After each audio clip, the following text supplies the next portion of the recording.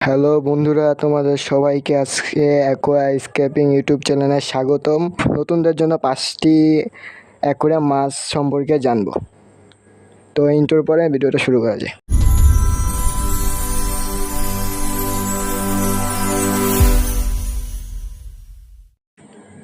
Number 1, গাপ্পি।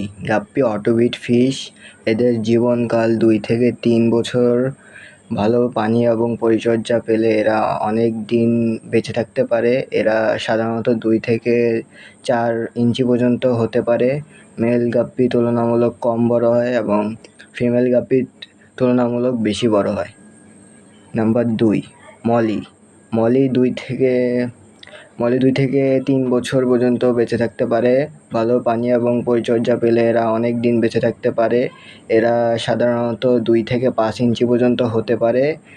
Mail মলিফিশ female মলিফিশের তুলনায় বেশি বড় হয়। নাম্বার 3, প্লাটি। প্লাটি অটোবিট ফিশ।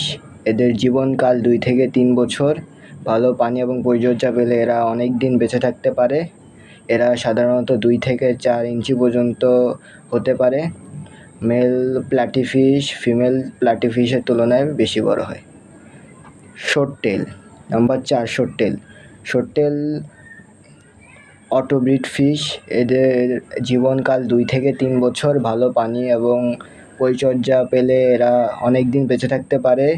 এরা সাধারণত 2 থেকে 6 ইঞ্চি পর্যন্ত হতে পারে। Male short tail fish female short tail ফিশের তুলনায় বেশি বড় হয়।